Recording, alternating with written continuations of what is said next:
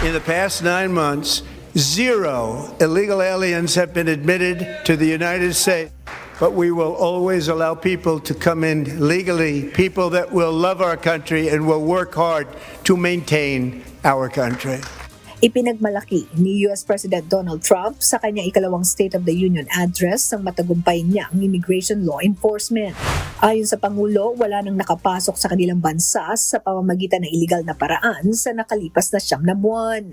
Umikot ang mensahe ng American President sa pagpapalakas ng border security, pagbagsak ng 56% sa fentanyl crossing sa bansa at pagtatala ng pinakamababang murder rate sa loob ng 125 years. Inanunsyo rin ni Trump ang planong pagtulong ng pamahalaan sa maliliit na mga gagawang walang access sa retirement savings. Sa ilalim ng panukala, planong bigyan ng access sa mga empleyado sa retirement savings vehicle na mayroong federal matching contributions na hanggang $1,000 kada taon. Kabilang dito ang mga manggagawa na nasa industriya ng retail at hospitality, construction, agriculture at farming, gig economy or self-employed, mga small businesses owners at part-time workers. Disparity, I'm announcing that next year my administration will give these often forgotten American workers, great people, the people that built our country, access to the same type of retirement plan offered to every federal worker.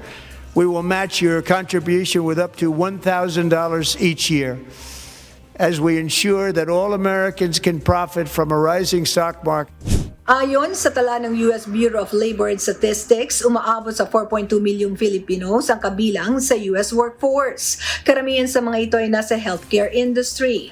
Ang ilang porsyento naman ay nasa retail, hotel and hospitality, construction, farming at small business owners.